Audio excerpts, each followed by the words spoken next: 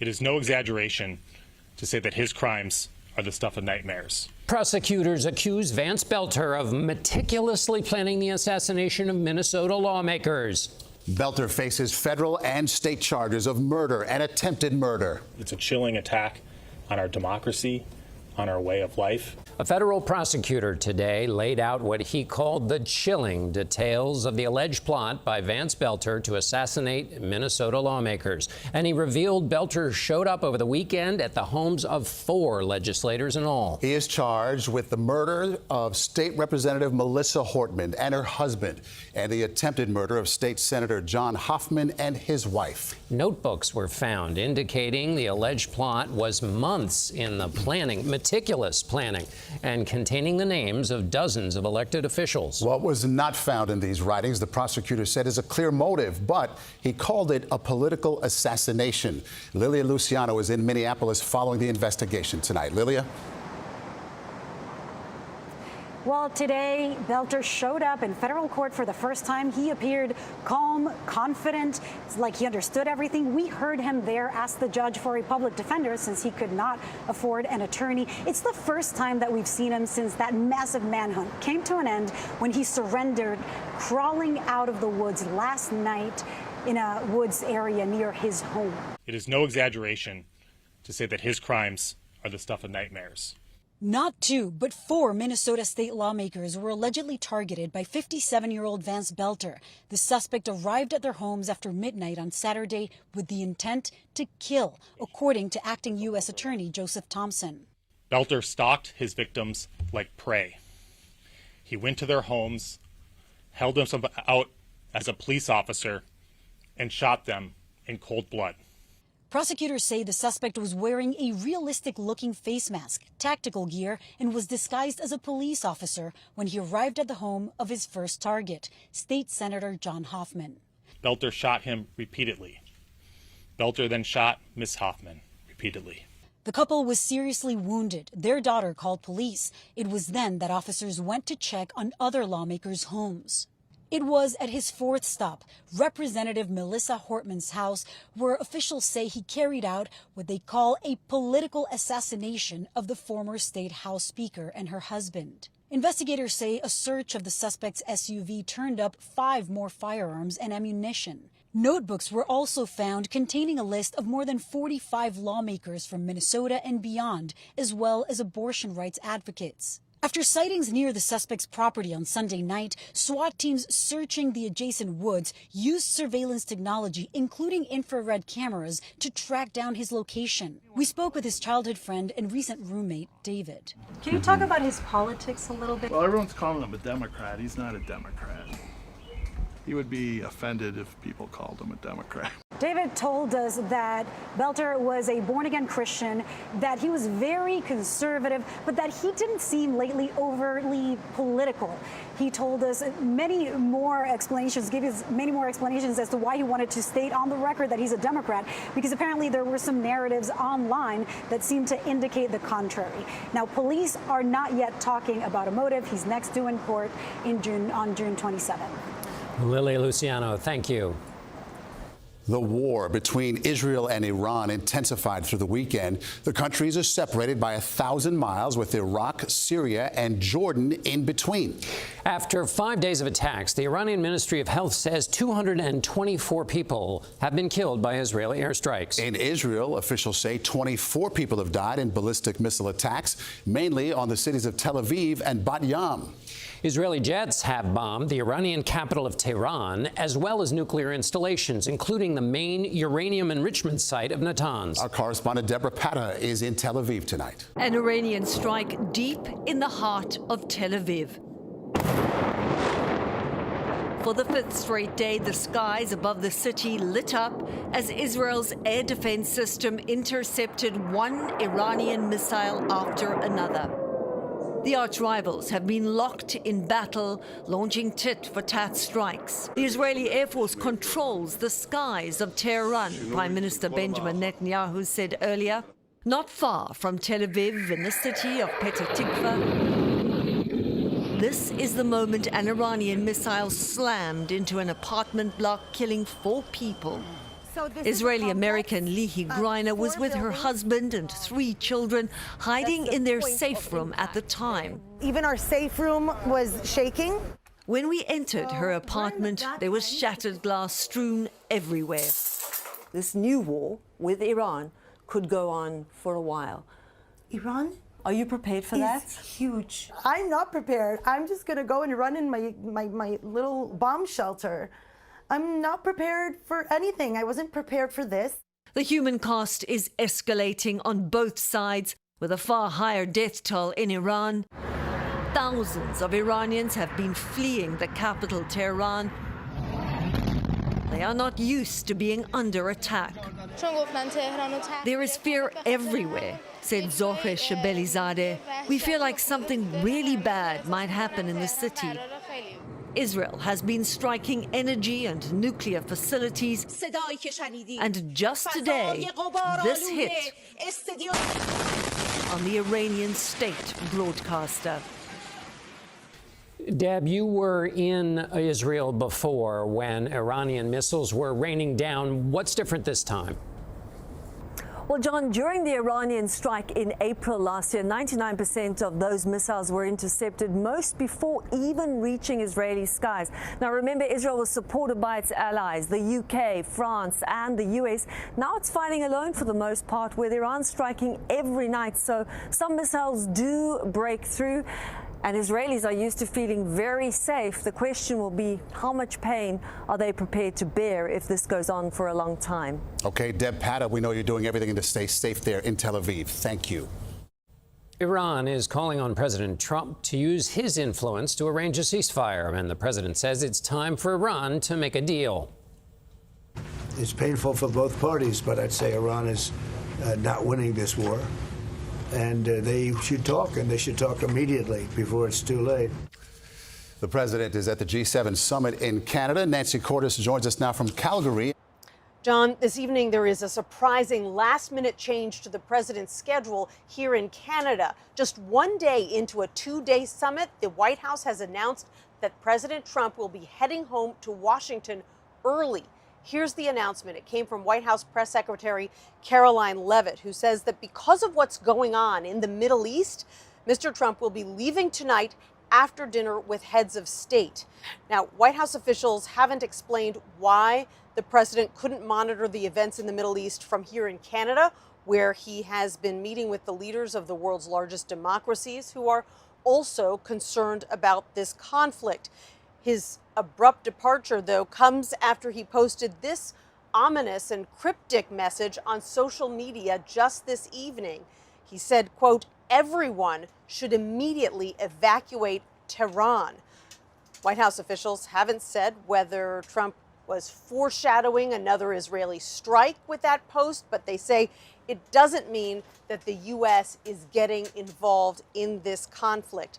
President Trump had a full day of meetings slated for tomorrow. He was going to sit down with the president of Mexico and the president of Ukraine. Those meetings will now have to be rescheduled. Okay, Nancy Cordes with the president tonight. Thank you. Now, more of the top stories from around the world in the Evening News Roundup. At least 6 people, including a 3-year-old child, were killed in weekend floods that swept through West Virginia. In some parts of the state, as much as 4 inches of rain fell in less than an hour. President Trump has shifted the focus of his immigration crackdown. He says his administration's deportation raids will now target large Democrat-led cities, including Los Angeles. Pro-immigration demonstrations eased in Los Angeles on Sunday after a week when 575 protesters were arrested. Authorities say a Los Angeles County doctor has agreed to plead guilty to providing ketamine to actor Matthew Perry. The Friends star died from an overdose of the drug in October of 2023. Still ahead here on the CBS Evening News, Lonnie Quinn on the floods in West Virginia and beyond. And we'll have these stories. Any person that flooded is shocked that it would be considered politics to do flood mitigation. What should it be considered? It should be considered common sense. To me, it's a brilliant business decision. I'm Jim Axelrod outside Detroit, where 2 investigators are pioneering a new approach to solving decades-old cold cases. That's coming up on Eye on America.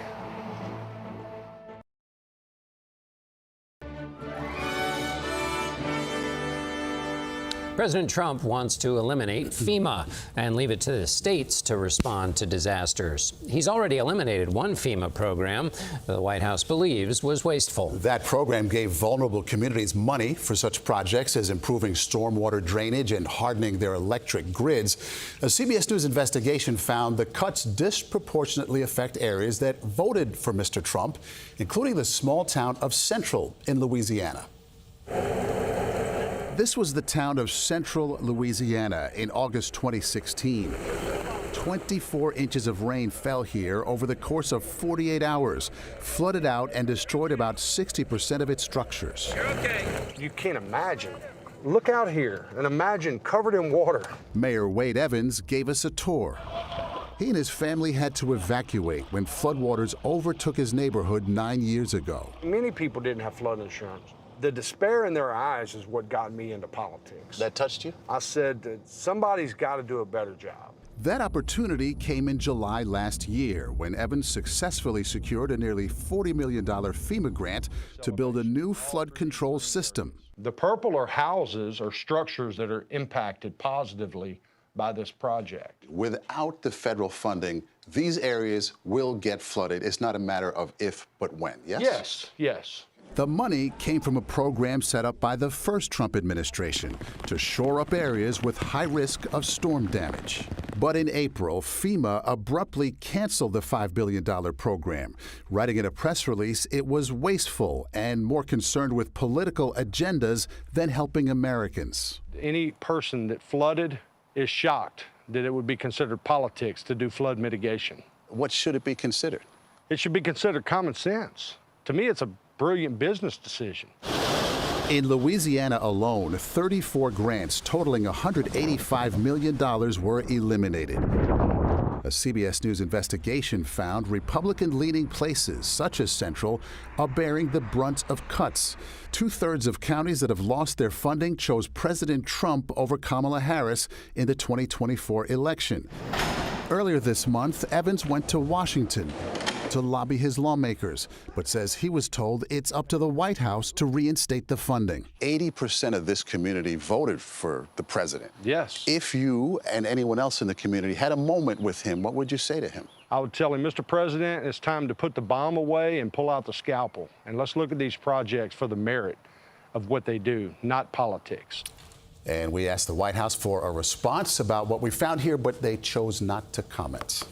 All right, from one flood now to another. Lonnie Quinn is tracking the floods in West Virginia. Lonnie? Okay, guys, you take a look at the pictures in West Virginia, and they're just horrible. But the reason is what's going on overhead. We have a front that was in place all weekend long. It has not moved. This is a stationary front. When you get a stationary front, and that's doing just that, staying stationary, not moving, the exact same type of weather is possible as we go into the nighttime hours and the day tomorrow. And if you look at the amount of rain that they've picked up, it doesn't take that much more to bring about catastrophic flooding. Potentially, a place like Fairmont only needs 1 inch of rain to fall in 1 hour to bring about a catastrophic situation. And if you look at this image behind me, all right, this was over the weekend, and they picked up 4.2 inches over the weekend. And maybe you're thinking, hey, my area has seen 4.2 inches of rain over 2 days. We don't get something like this. Remember the topography. This is a mountain community. Now, it's not at the top of the mountains, it's at the base of the mountains. So all of that rain that doesn't get absorbed by the mountain flows down, picks up speed, picks up added water, and it kind of hits that town sort of like a tidal wave. There will be more rain as we go into tomorrow, even as we go into Wednesday. By Wednesday night, there could be a break, but look at this. No sooner do you look off to the west, there's a whole other line of heavy rain moving in. The people in West Virginia have got to remain on alert. Gentlemen? 1-2 punch. Lonnie Quinn, thank you. Up next, Eye on America. Digging deep for clues to unsolved mysteries.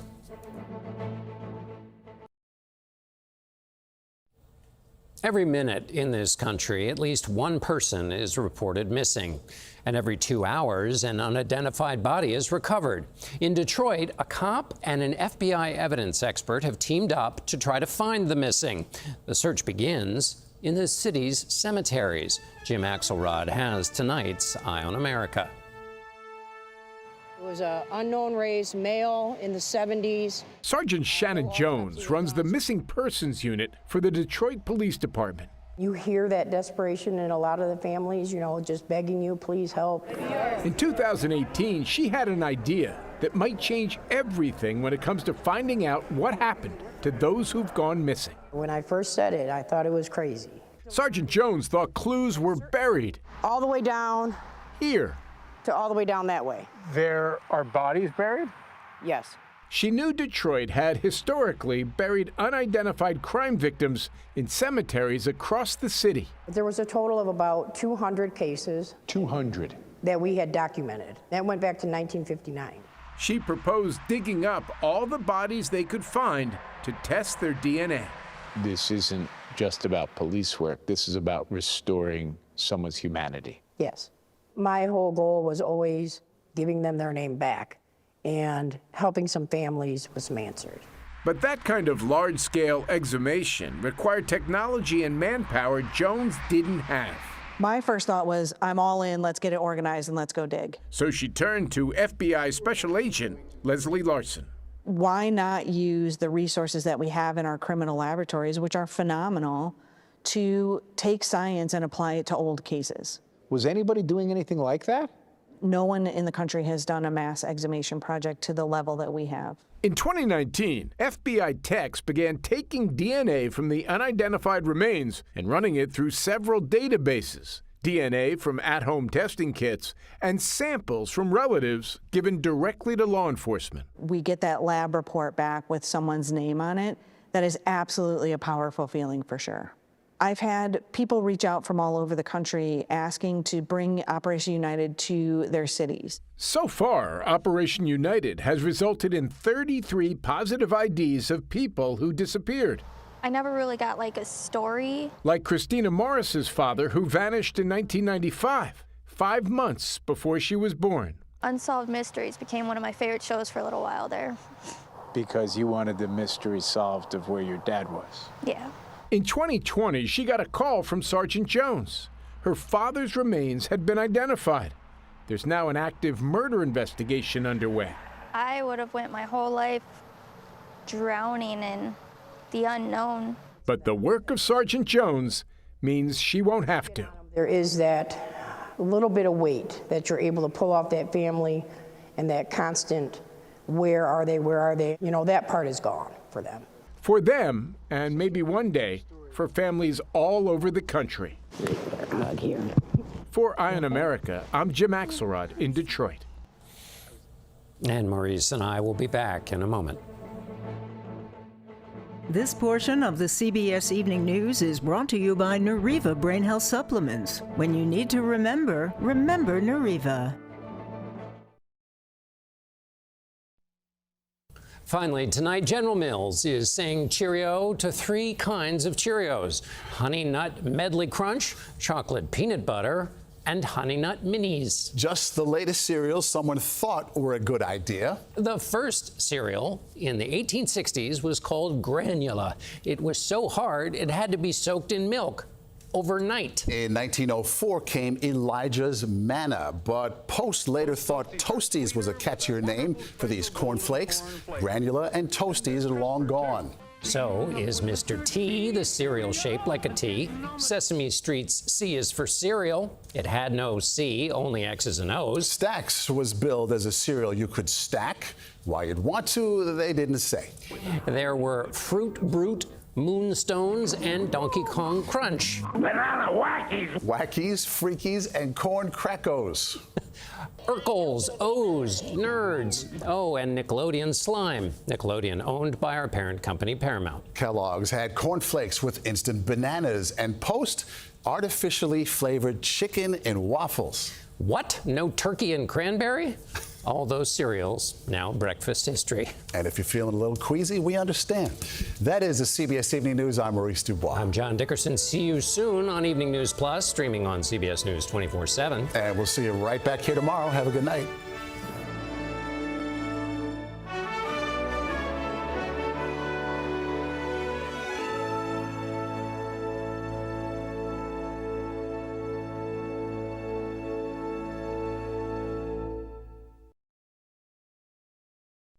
Welcome to CBS Evening News Plus. I'm John Dickerson. The details of the shooting spree in Minnesota are chilling.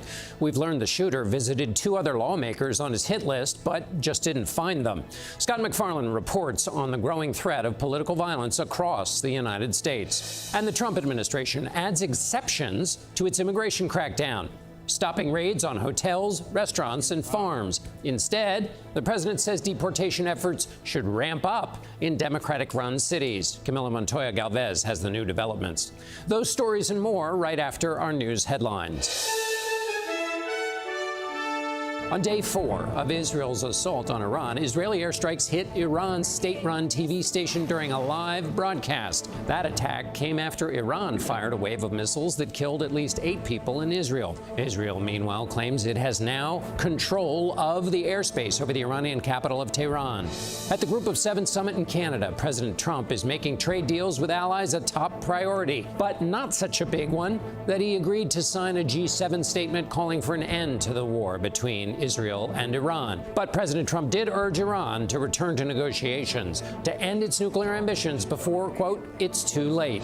And floods swept through West Virginia, killing at least 6 people, including a 3-year-old child. In one part of the state, in half an hour, nearly 4 inches of rain fell. That's about the state's monthly average. Residents were forced to flee a building collapse due to the heavy rains. All you can do is just pick up what you got left and just keep going. I've been beat down a lot, and I'll get right back up.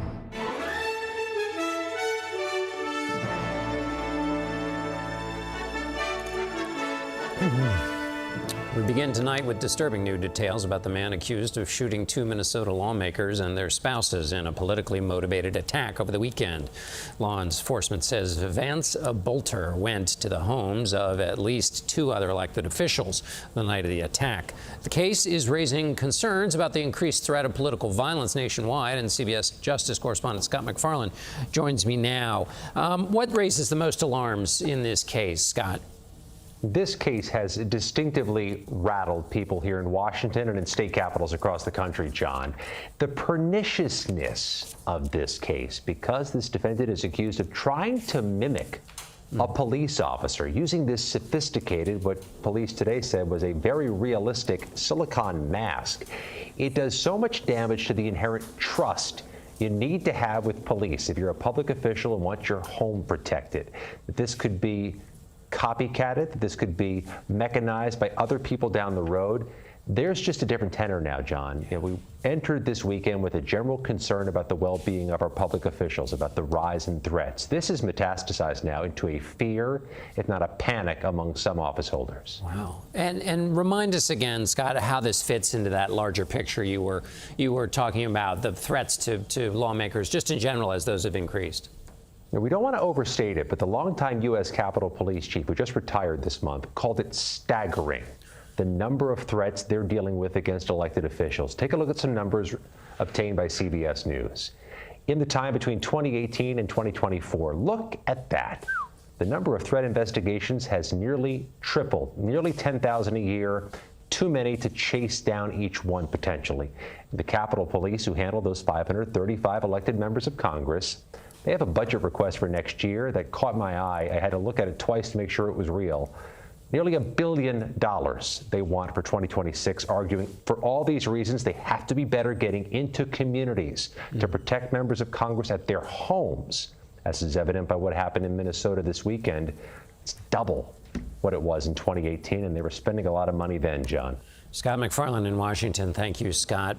President Trump is revising his nationwide crackdown on illegal immigration. Workplaces like hotels, meatpacking plants, and even farms, which all employ a disproportionate number of undocumented workers, are now off limits to enforcement raids. Instead, he's ordering enforcement to concentrate on Democratic-led urban areas. For more, we're joined by CBS's immigration reporter Camila Montoya-Galvez. Camila, why this shift on the part of the administration? Well, John, simply put, President Trump's mass deportation goals were directly in conflict and colliding with this goal of safeguarding the U.S. economy. The president was facing intense and aggressive pressure from industry leaders in agriculture, hospitality, and the restaurant sector because they were concerned that his aggressive and sweeping crackdown on illegal immigration was hurting their profit margins and scaring their employees, as well as hurting the broader U.S. economy. And now we have this worksite enforcement pause in these three sectors. This is a really significant pivot by the Trump administration, John, that goes against his mass deportation goals of deporting millions of unauthorized immigrants from the U.S. And we know that these industries rely in great part on immigrant labor. Many of these immigrants are here illegally. 68% of the farm workers in the U.S., John, are immigrants. Many of them are here illegally, and roughly a quarter of all workers in the hospitality and restaurant sectors are also immigrants. You've been, the administration has said they're going to go after criminals. This suggests they haven't been, but you've been looking at the numbers. What have you found? Well, John, while it is true that the administration, and ICE specifically, is arresting some immigrants who are here illegally and also have criminal charges and convictions, including for violent offenses, we know now, according to internal ICE data, that between October of 2024 and the end of May of this year, that more than 40% of the immigrants booked into ICE detention and custody did not have any criminal record whatsoever. And only a small fraction of the immigrants who did have a criminal record and were taken into ICE custody had violent offenses on their records like murder and sexual assault. But the administration has made it very clear, John, anyone who is here illegally is fair game to be arrested and deported, irrespective of any criminal history. Camila Montoya Galvez, thank you so much, Camila. Proposed cuts in the current version of the Republican spending bill could amount to millions of people losing their health care coverage. That's according to a new report by Annals of Internal Medicine that was released today. To help us understand the effects of these potential losses, CBS medical contributor and editor-at-large for public health at KFF Health News, Dr. Celine Gounder joins me now. Dr. Gounder, what does the report say about what will be lost? So it's estimated that 7.6 million people could become uninsured as a result of these budget cuts. The House Republican budget includes several major changes to Medicaid, which include adding work requirements, increasing administrative red tape, shifting more of the cost to the states, as well as restricting certain benefits and services. And remember, work requirements might sound like a good idea, but most Medicaid recipients already work or they can't work due to disability or caregiving or school. So what does this mean in terms of actual health care and people's treatments? Yeah, well, the concern is that if people become uninsured, they may skip necessary medical care. So things like their prescriptions or preventive services like mammograms and diabetes screenings. And so these researchers estimate that people foregoing necessary medical care could result in an additional 24,000 deaths per year. And so what's the case for why these cuts are necessary, or this change in the reporting is necessary? Well, the Trump administration wants to extend tax cuts. And in addition, you have the House Republican spending bill, which would increase spending on defense, border security. And then you have fiscally conservative members of Congress who worry about increasing federal deficits. Most of the federal budget goes to defense, Social Security, Medicare, and Medicaid. And about 90% or more of the budget at HHS actually goes to Medicare and Medicaid. So if you want to achieve the depth of the budget cuts necessary to achieve some of these goals, you really can't do that without touching Medicare and Medicaid. Dr. Celine Gounder, thank you. Now, here are three things to know. The attorneys general of 55 U.S. states and territories have agreed to the largest legal settlement of the opioid epidemic. If approved by a judge, Purdue Pharma, the maker of OxyContin, the drug that helped fuel the crisis, and the Sackler family would pay $7.4 billion. The Sacklers, who profited while downplaying the risks of addiction, would also be permanently banned from selling opioids in the United States. We all do it, but we all may do it differently. New research suggests people's individual breathing patterns are nearly as unique as their fingerprints. 100 people took part in a 2-year study wearing a device that tracks nasal airflow. Scientists say they were able to identify participants just based on their breathing with nearly 97% accuracy. They say participants' breathing patterns also indicated their body mass index and levels of depression and anxiety. Scientists now want to test larger groups. Museum officials in Verona, Italy have released video of two tourists damaging a piece of art and then running off. The installation, a chair covered in hundreds of Swarovski crystals and named in honor of Vincent van Gogh, was meant to bedazzle. And apparently it was so successful that it bedazzled one of the tourists into thinking it would be a good idea to sit on the chair. The predictable results followed. The chair broke, they bolted, and now they're famous. Coming up on the CBS Evening News Plus, we go in depth on the troubling rise in the number of Americans over the age of 55 now experiencing homelessness.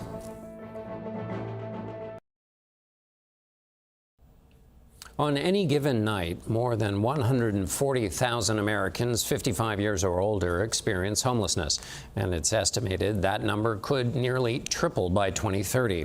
In tonight's In Depth, CBS's Elise Preston reports on what's causing the surge and what's being done to address the growing crisis. Good morning, Rose. This is no ordinary house call. It's Daniel from Healthcare in Action. A medical team arrived at this RV to treat Rose Del Rosario, who is 65 years old and unhoused. Let's go around the side because we got the little... Her vitals are taken inside a medical van parked across the street. Del Rosario suffers from high blood pressure and lifelong asthma. You were battling asthma without any treatment. What I did was I would buy inhalers off people that were out here that found them in the trash. Did you feel safe using those inhalers from... Not really. She says she had no money left after her husband died several years ago, and she wound up on the streets. May I ask what it feels like to be navigating all of this at the age of 65? It makes you feel older. I feel like it's aging me, you know. I feel like it's aging me a lot. Yeah, that's about it. It's just tiring. It's just hard to live like this. According to a federal report, about 20% of people experiencing homelessness in America last year were 55 and older. It's usually caused by the death of a spouse, divorce, job loss, eviction, or mounting health issues. Daniel Speller is a physician associate for Healthcare in Action, a nonprofit organization that provides medical care and housing assistance for those without permanent shelter, including older adults. You're not having any chest pain today? These are folks who are kind of entering the stage where they're starting to have, you know, multiple complex chronic medical conditions that need to be met, and they're just not being met. Heart disease, diabetes, a lot of pain, a lot of mental health issues. They're also the most vulnerable. Dr. Indu Sabaya is Healthcare in Action CEO. She fears the impact rising costs and cuts to government programs like Medicaid will have on seniors. If there are cuts to Medicaid, what happens to them? I don't believe we should be cutting Medicaid for those populations. We should leave those intact, and that will be so helpful to people not falling further into the hole. At 65, where did you think you would be for retirement? In a nice, comfortable rocking chair, waiting for this casserole to come out of the oven. You know, just, I didn't think it would be like this. Despite her struggles, there's a glimmer of hope, kindness helping her survive. Elise Preston, CBS News, Los Angeles. The national conversation on the growing homelessness crisis in the country that the country should be having. That's next in tonight's interview. Homelessness in America has been steadily ticking up since 2019. Last year saw an 18% increase from the year before. As Elise Preston reported, older Americans are the fastest growing population of the unhoused. For tonight's interview, we are joined by Dennis Culhane, a professor at the University of Pennsylvania, whose research focuses on homelessness and assisted housing policy. Dennis, it's good to be with you. Thanks for being here. The first question is, why is the homeless population getting so much older?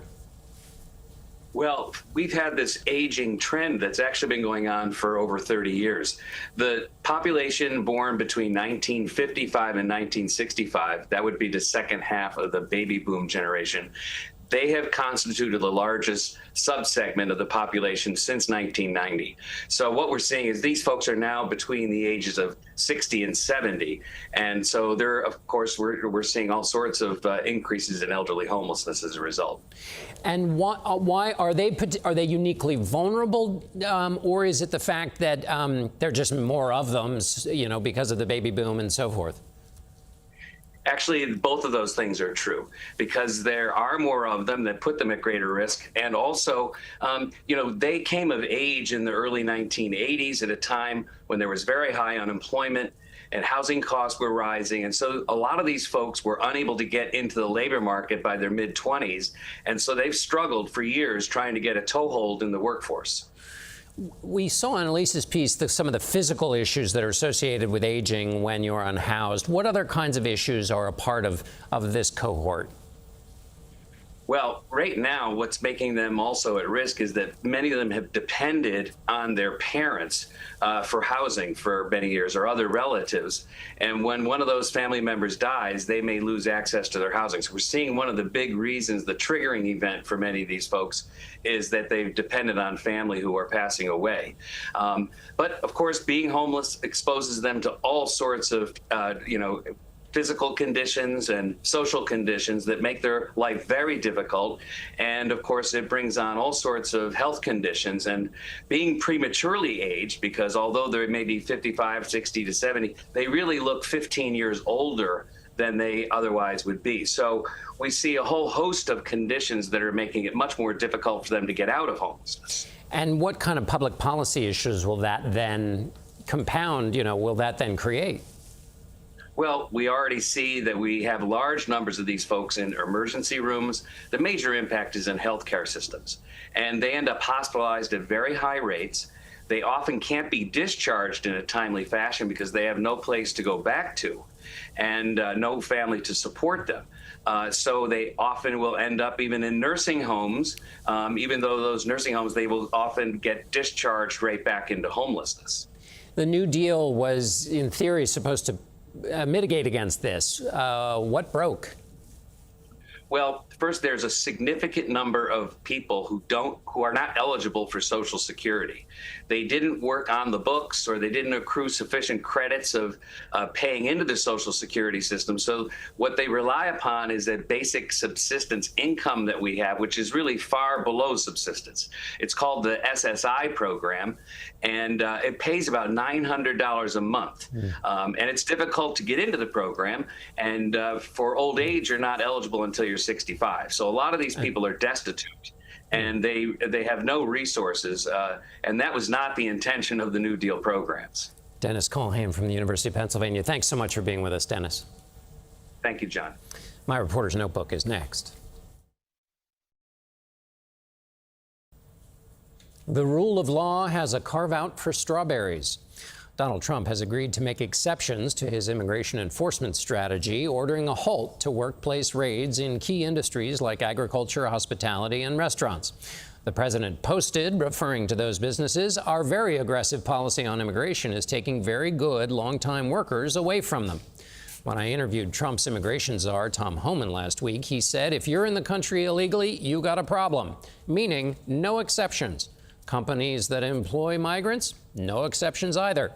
The Department of Homeland Security sign makes no distinctions at all, encouraging people to, quote, report all foreign invaders. Now the poster needs edits, not to ensure due process that the courts have asked for or for humanitarian exceptions, but to accommodate industry lobbying. Now, presidents must consider economic impacts and make pragmatic concessions. But the Trump team previously scoffed at those kinds of accommodations, so this is a big change. Making exceptions means you're not enforcing the law, you're enacting a preference. Just as sanctuary cities bend rules for their reasons, Trump now bends them for his. This method is the same. Political discretion replaces equal application of the law. That puts the debate on different terrain. Once you make exceptions, why not make others? Republicans once advocated, for example, for humanitarian leniency, like the 2012 GOP presidential candidate who said, "I don't see how the party that says it's the party of the family is going to adopt an immigration policy which destroys families." That was Newt Gingrich, former speaker. No squish. But that mindset was deemed weak by the man who 10 years ago this day began one of the most successful transformations in American politics, descending an escalator to declare undocumented immigrants criminals, rapists, and adding, and some I assume are good people.